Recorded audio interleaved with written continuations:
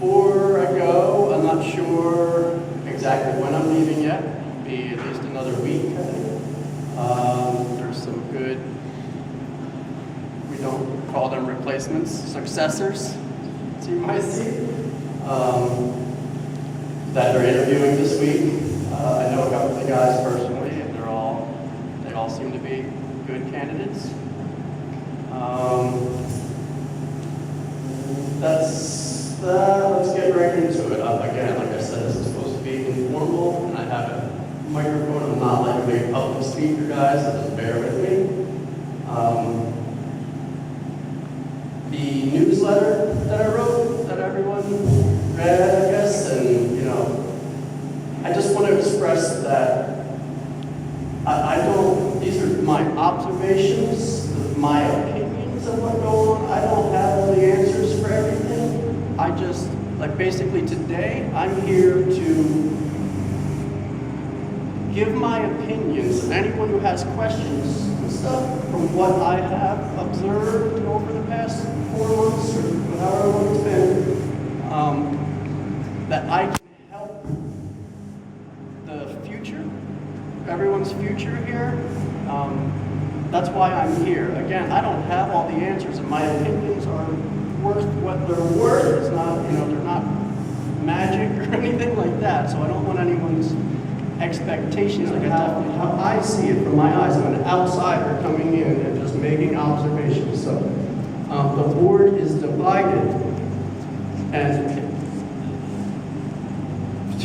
it just seems to me that the board needs to represent the 200 and something residents here, right? So all the residents have, it's a very tough job. Everyone has a different opinion of what needs to happen, what needs to go on.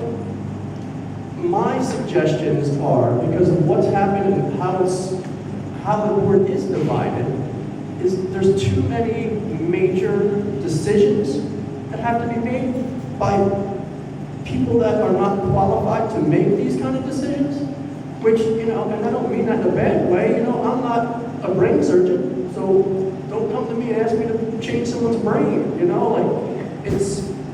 it's just that there's major repairs that need to go on at this place, and major management in the whole running system of this place. So,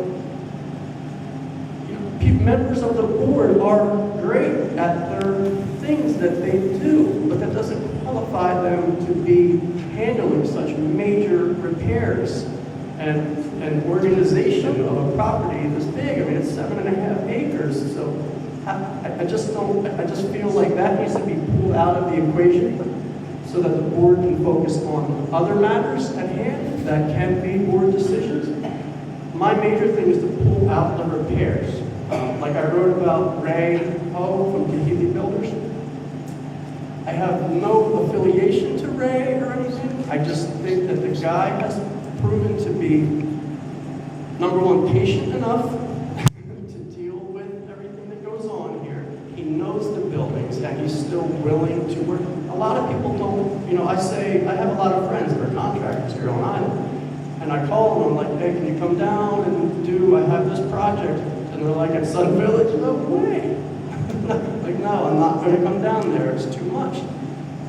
Ray is super, super knowledgeable. He is honest. He's trustworthy. Like I said, he's patient enough to come in and do it. So for me, and it doesn't have to be Ray. It can be Shioi or one of these other big contractors. But for me, Ray is already here and has proven himself to be. His guys are great.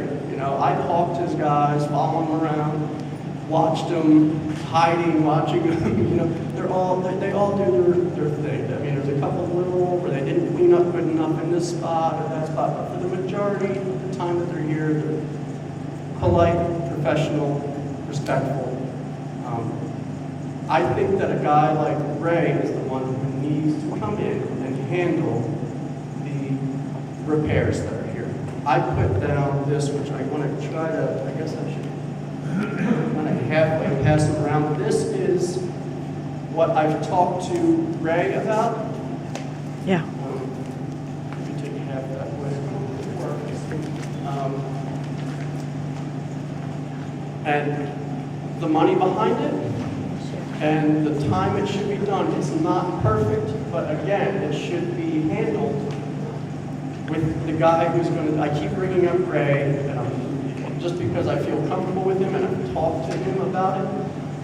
But in this scope of work, this is my suggestions of how to get through the next few years and get the repairs done. There's a lot of fighting about what needs to go on. You know, Peter Taylor's engineering report stated out their suggestions.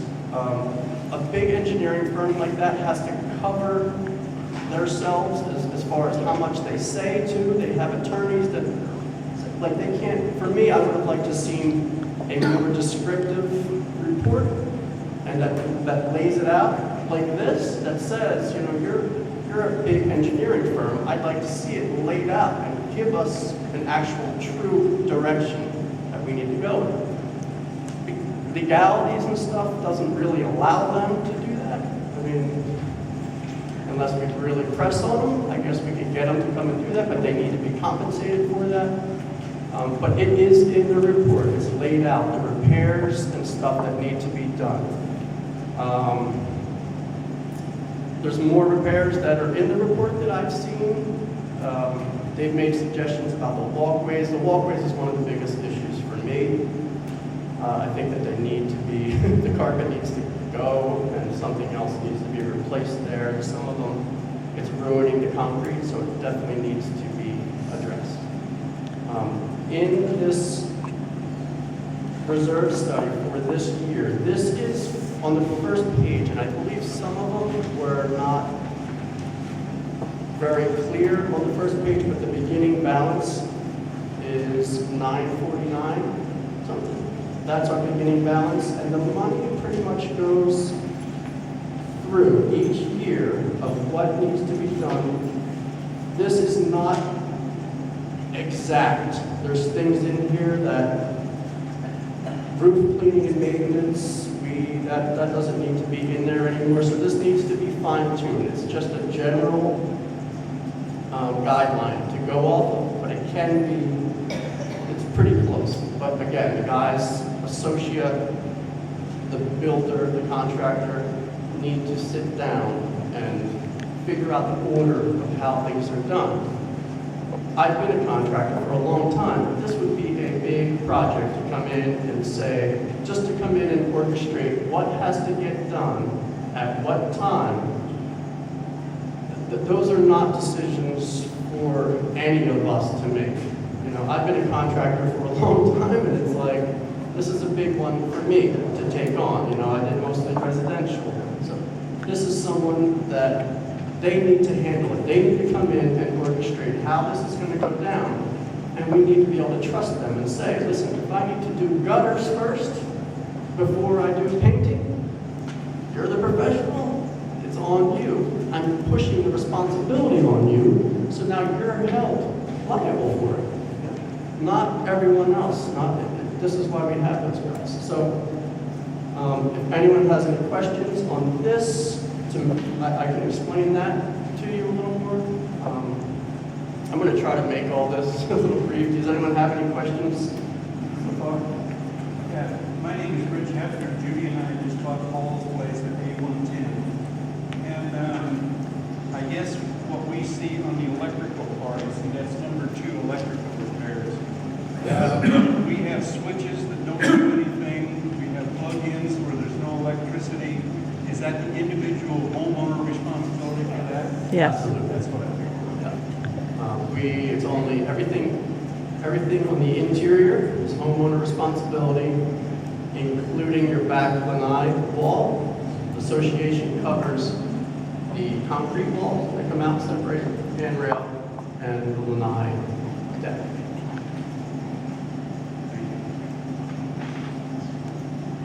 My name is Bob White. Number 5.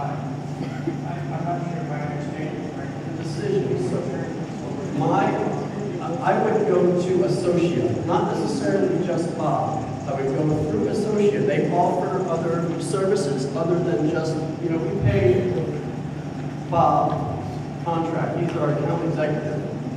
He works with the numbers. but they offer other services to come in and say, like they should come down here and do an evaluation once a month or something, because there's no one else really doing that. And someone has to handle the big, this is major repairs, you know, like I'm from the East Coast, New Jersey, I would have came in and condemned this place. We said, listen, all right, we're gonna shut this down and start, we got some serious work to do. So the board is there to take, I feel like they're getting too involved when it's not, it's out of their realm, and I don't mean that offensively, it's just out of their realm to handle those kind of decisions, so it needs to be outsourced to someone, you know, a builder is going to come in, the contractor, he's a professional in this.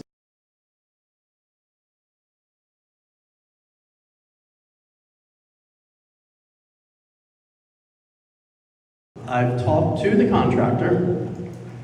He expressed to me that he made suggestions to the board and to other members of the board that were involved, maybe not members of the board, but people that were involved in the project at the time, homeowners that got involved.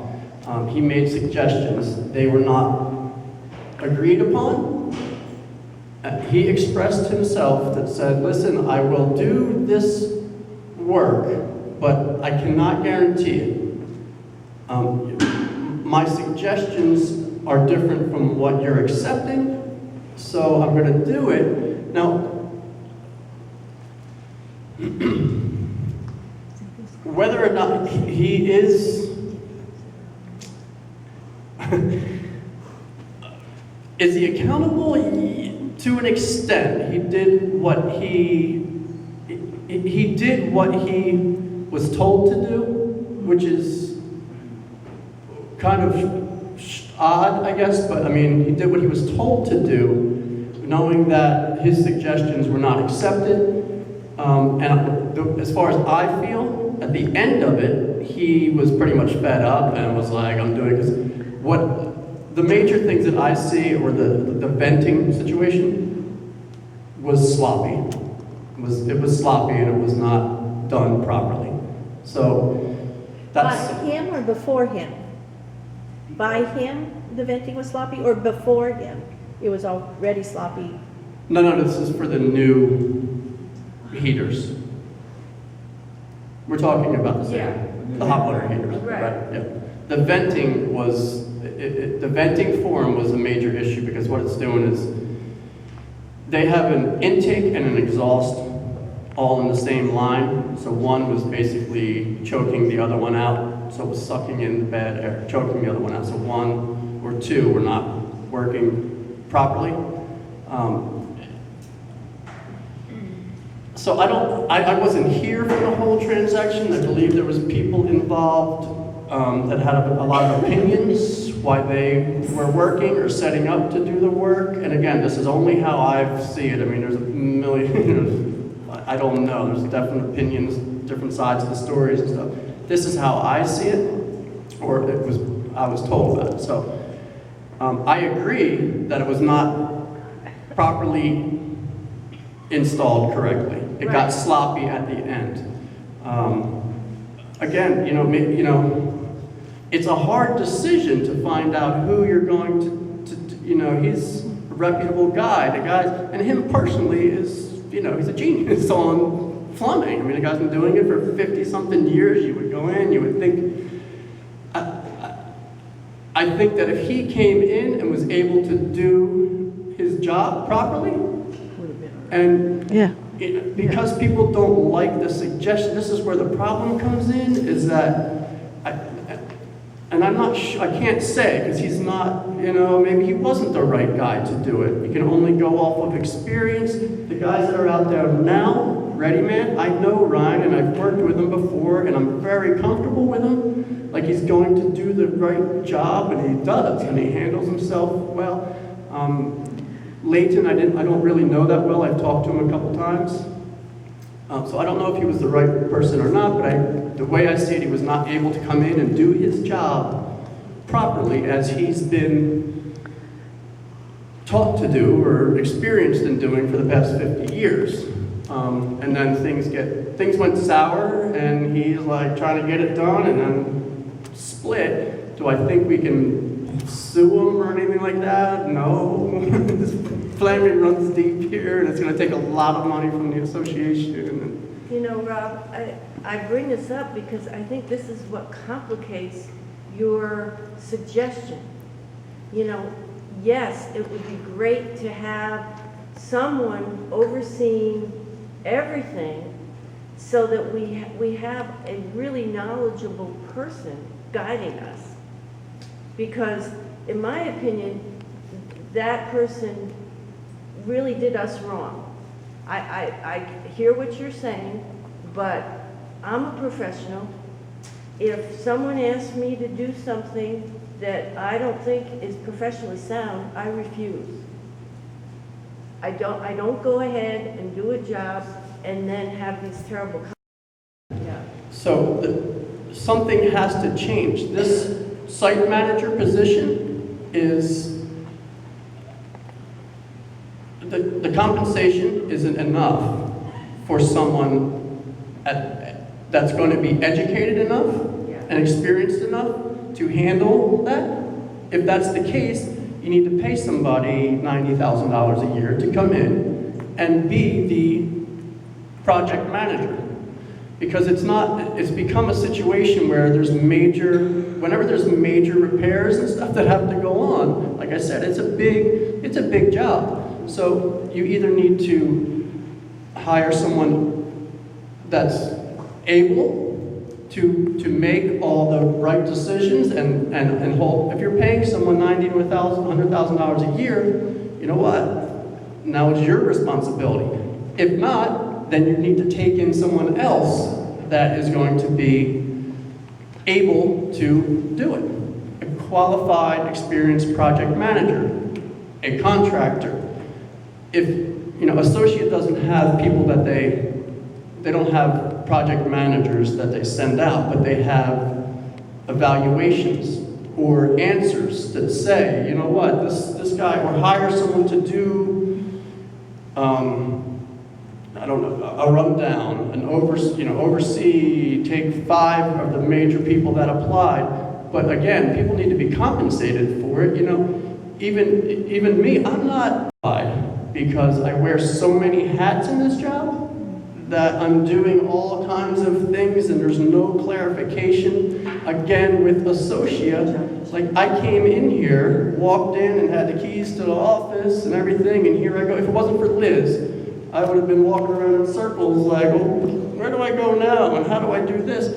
But like things, the running system, Associa should have been down here and said, okay, this is how you're going to do this. This is how a management company wants our site manager to handle things, to do this. And I think that they should be involved in board. Anytime a new board member is elected, they should have to come and sit down and say, everyone, here's the rules, and here's Robert's rules, and the bylaws, and all this stuff. And every time. So by the time that person becomes president, they should know them by heart, all these rules. And it goes back to when a professional in their trade comes in to do a job. You come in, you do your job by the scope of work, this is what I'm doing. In my experience, this is the best of how I know how to finish this project.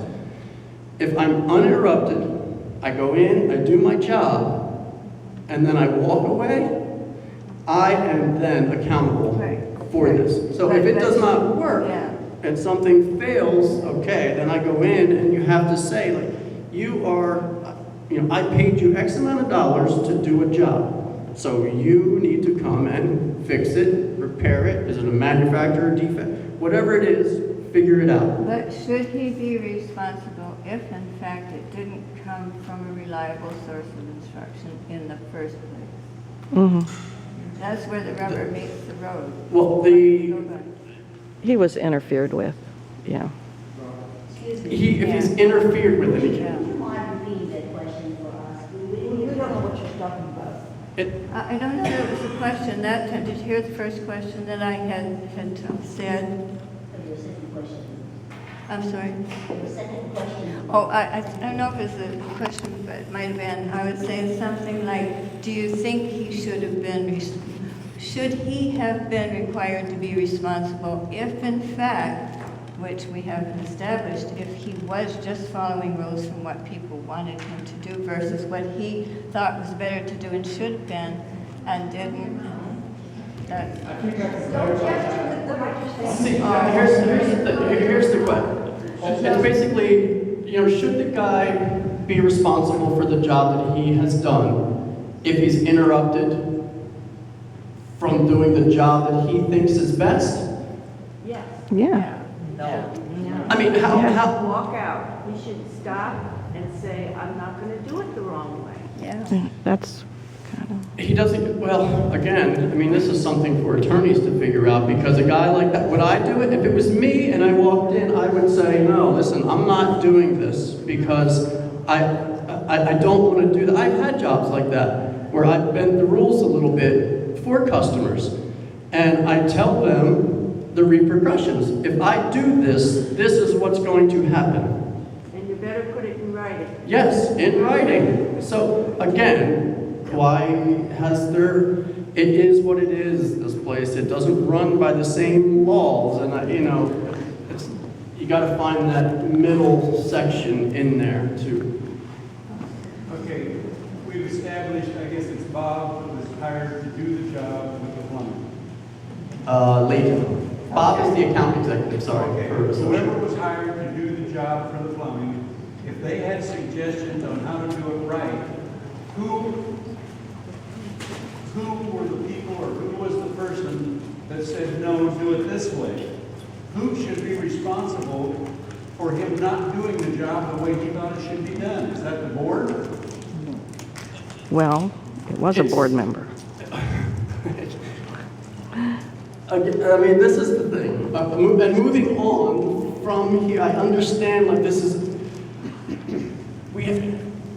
I don't know I'm not going to name names or any of that kind of stuff, or who did this. It's, people in general should not, this is where it comes, if you expect a contractor to be responsible for his or her work, you need to let them come in and give you a proposal of the work that they're going to do. And I mean, there's nothing more, because again, I go back to, people aren't qualified. I don't care. There may be people in this audience that have been contractors or builders for 40, 50 years. That's possible, and maybe they are qualified. But it's not their responsibility. So it is the responsibility of the contractor to come in and do his job or her job as prepared by the scope of work to do it, because that's what they are. Then they can be responsible for it. But if they veer off from anything by outside influences, how do you be responsible for that? The staff, I feel that the things that need to change here, the staff is underappreciated. They do not have, this is 7.5 acres. It's the only place I've ever seen where there's 3 people that they come in here, they do the pool, the custodial, they take out all the garbage, they do the buildings, they run around doing the lights on the buildings, they do the landscaping, minor maintenance, then the organization, the repairs of machines, stuff like that, like trying to do all this stuff. And what happens?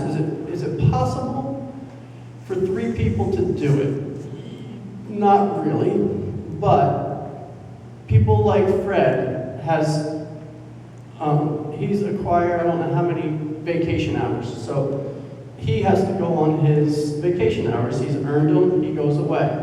Miley gets sick. That needs Julie and me to run around. I'm doing vacuuming. You guys are paying me to vacuum, but I'm doing the vacuuming because that's what has to get done, because it's only Julian. I say this to everyone that I talk to, is that they need to hire someone else to come in for things like this that happen. People are gonna get sick, people are gonna go on vacation. I would suggest that you hire someone who has maintenance experience that can come in and do repairs, because we've spent a lot of money this year on handyman guys to come in. Some of you may be under the impression, and even I was under the impression, because I am capable of doing those kind of repairs, but I don't have the time to do it. Anything that takes more than 2 hours, 3 hours is out of the question for me. I can't set up and go do it and have to deal with all the other concerns. So that's just one of my major suggestions. You know, some of the guys this is going to go into it too, as far as all the owners and residents and everything that all want to get involved and have opinions and want to tell the workers, the staff guys, you know, what to do, and cut that tree down, don't cut that tree down, put a sign up over there and do this, and it's out of control. And if that's the case, then go buy your own house and go garden your little hearts out. We did have, there was a Portuguese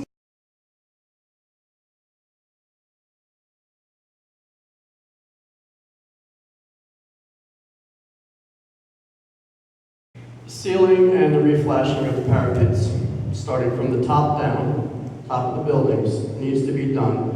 You know, it was said, just seal the tops of the parapets. I investigated it further.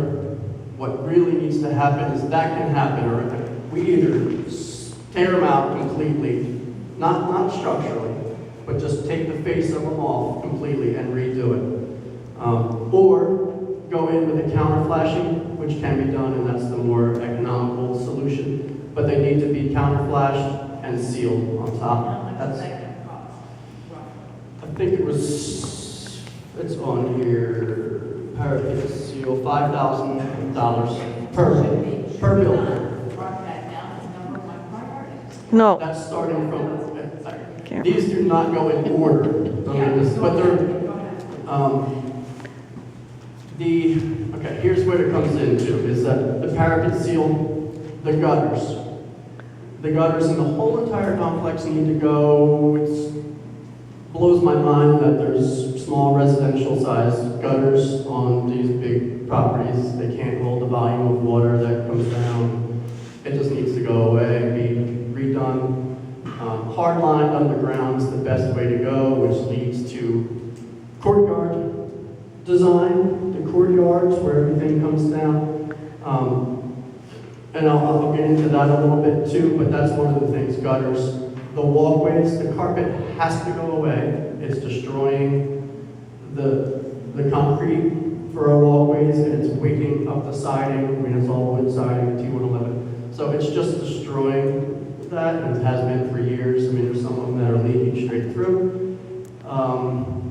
The other major concern, major thing that's going to happen that everyone should be aware of, and the only way it's not in my scope of work, it's not in this reserve study, is our main drain lines, the old cast iron drain lines, are going to progressively get worse, of course.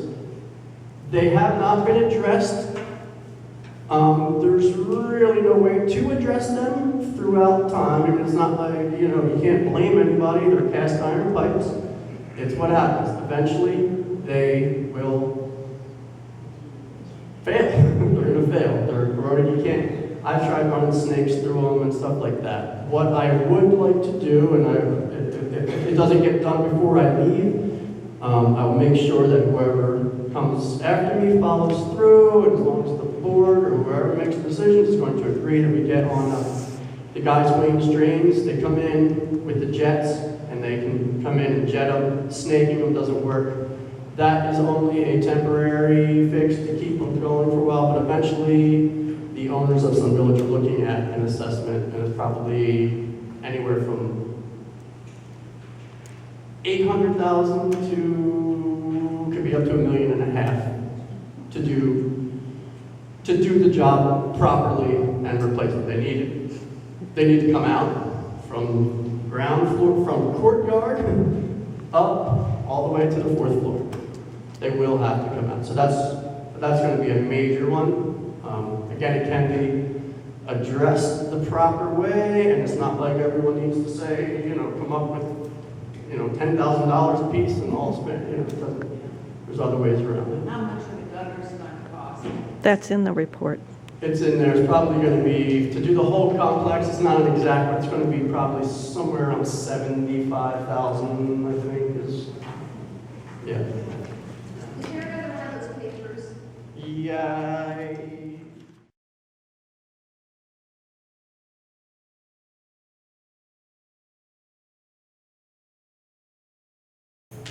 The product, Semco, is, I'm such a believer in this product that I'm actually going to pursue a business in it as an installer and get certified and be a rep for them. That's something that Ray brought to the table here when I first came on, and I saw the samples. I was like, oh, that's Semco. And I had used it, I don't know, 10 years ago or better in New Jersey, and I was like, this is the greatest product ever. I was like, this is magical. But they've come a long way in the past 10 years as far as colors and sealers and stuff like that. So that's my opinion on it, and I didn't want to even mention that I'm going to pursue a business in it because I don't want people to think like, oh, he's going to do that. Or it has nothing to do with that. I'm just a believer in it. So if that's a choice that Ray brings up, my opinion is it's probably the best solution for the walkways, the pool deck, and all that stuff. Throughout the years of whatever that is, the paint, and it's going to chip up, and it's just not necessary. It's not that much to do to Semco. It's the only product I've seen that I would actually stand behind and say, wow, this is special. Cost of Semco, which is 75,000, where we are right now. I believe it's Oh, $10 a square foot. It's roughly $10 a square foot, which is 2,000 square feet per floor. I don't suggest doing the ground level floors, because what's going to happen is eventually when these drain lines need to be repaired, you have to dig up the walkways. You can resurface, go back over with the Semco, but it's not crucial right now to do the ground level floor. What I would do is just tear the carpets up and just do the sealer, just to seal it, get it through, which is fine. I mean, it's easier to clean, and I know I talked about Semco before, and there was a couple issues about the walkway. Noise was an issue. Yes, it's going to be more noisy than carpet with carts and stuff, but the whole shopping cart thing that goes on here at Southern Village to me is amazing. I think it's great, and it's been going on for years, and it's a tradition, and it's also illegal, and it's everything else. I mean, you guys steal shopping carts and bring them over to your facility. Great. They gave us, Oh, they did. when Walmart opened, they gave us. They gave. Oh, okay. I'm sorry then. Because we're a senior community and people walk back and forth. Well, you're the only one that's ever told me that, because I've said it 30 or several 40 times. of them. And no one's ever, and I'm like, wow, we steal shopping carts. The personal carts and stuff like that, I don't know what to say other than carpet is bad outdoors. Other issues. Rob, it sounds to me like all the stuff we've talked about, and I'm a newcomer, so I'm totally unfamiliar with what's been going on. But it sounds like there's some major organizational management problems. And I'm not a believer in reinventing the wheel. There are how many other complexes like this? There's Ponokai up in, there's Bandon Harbor. units just like this all over the island. Has anybody looked at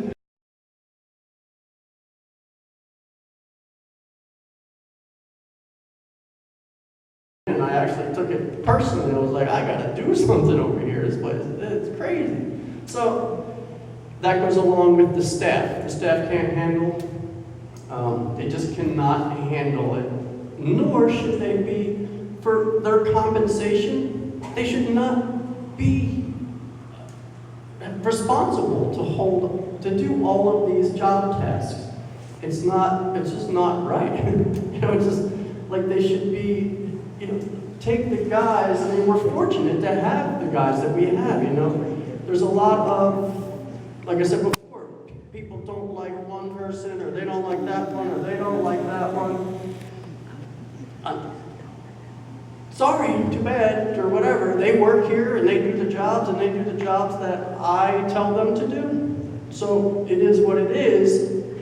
If that's not, and I don't mean to be harsh, but if that's not good enough, I don't know, sell your unit or buy a place in the country, or I don't know, you can do whatever you want. You can, it's just that things don't, it's discouraging to me to hear the complaints about the stuff's not getting done, because like I said before, I take my job seriously. I go in, I try to do what I have to do, but I'm limited, so limited on what can get done. These guys, the morale of the staff is down. It's just brutal. They're like, they can't accomplish anything. So, I mean, imagine going to work every day and having zero accomplishment. You get no sense of accomplishment. You're just there. That's not a good work environment. You have to walk on eggshells because someone's going to say something, someone's going to do this, and then you have me, who I'm a nice guy, and I get along with the guys, but I don't mess around. It's like, listen, if you're not doing your job, I'm going to lay into you and be like, you're not doing what I asked you to. Oh, but so-and-so, I'm sorry that I have bosses, you have bosses, that's me. So it just creates a bad work environment for them. They need help, basically. They need We totally understand it has to change, and we're thankful that thank the you. concerned citizens, the residents, everybody understands that it has to change from this point on. So we thank you. Yes, thank you very much. That I had. It just, there's other reasons for me leaving. It's not just the board. Forest won't stop parking, and they're 30-minute parking. It's just for me, financially, most of you know, I have my 3 little youngins and my wife, and I need to support them. And if this job was, I have a good 10, 15 years of hardcore working and money making left in me. If this was 15 years from now, I might be in here, and I might be back in 15 years, and I'm coming, because I have taken a personal thing, it's become like this personal project for me. But I just hope that when I leave, again, I don't have all the answers, but I have put a lot of time and heart into it to try and make things push for a little bit better. Changes need to be made, like you said. It's not, and I don't point fingers at anyone who hasn't made changes. It's just that the times are different, and you need to spend money.